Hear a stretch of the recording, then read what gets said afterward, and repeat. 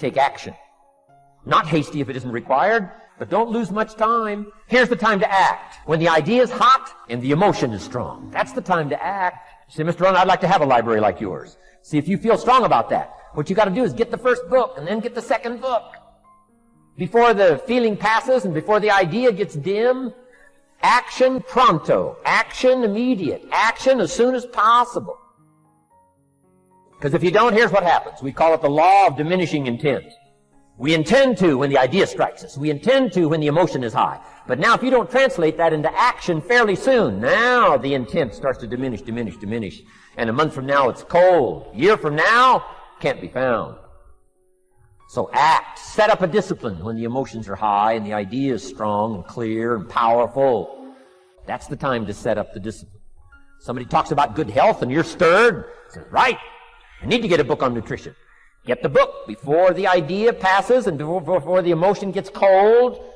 Go for the book. Start the library. Start the process. Fall on the floor. Do some push-ups. Action. Got to take action. Otherwise, the wisdom is wasted. Otherwise, the emotion soon passes. Unless you put it into a disciplined activity. Capture it. Disciplines is called how to capture the emotion and how to capture the wisdom and translate it into equity. Disciplines. Now, here's what's important about disciplines. All disciplines affect each other. In fact, here's a good philosophical phrase. Everything affects everything else. Nothing stands alone. Don't be naive in saying, well, this doesn't matter. I'm telling you, everything matters. There are some things that matter more than others, but there isn't anything that doesn't matter. Key to take home. Every letdown affects the rest of your performance. Every letdown affects the rest. This is part of the educational process on personal development. If you don't take the walk around the block, you probably won't do the apple a day. If you don't do the apple a day, you probably won't start building your library.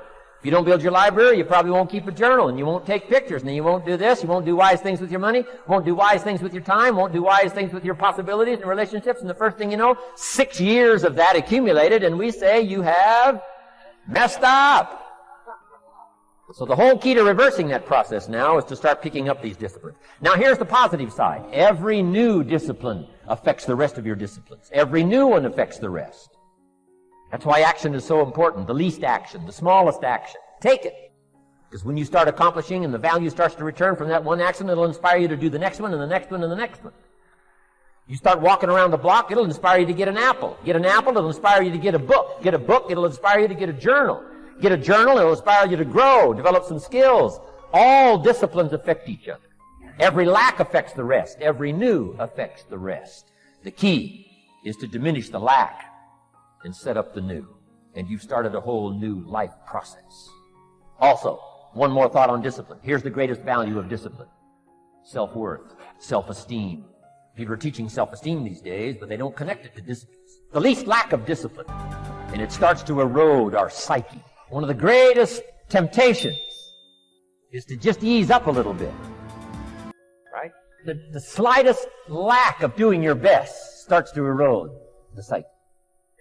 Instead of doing your best, doing just a little less than your best. Sure enough. You say, well, it's just going to affect my sales. No. It's going to affect your consciousness.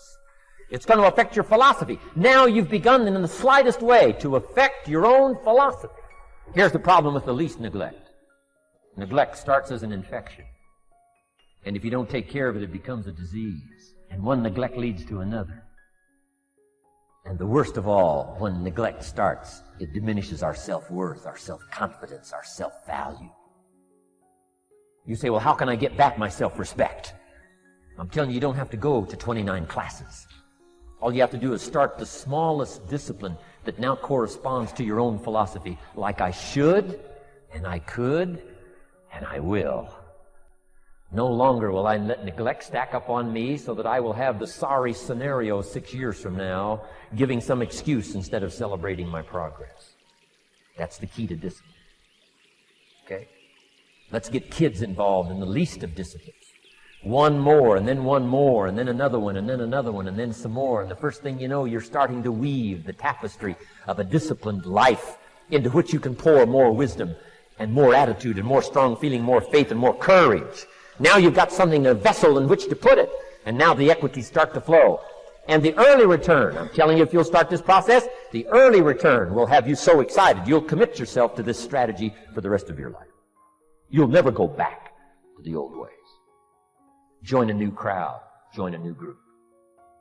The disciplines to do it. Take action.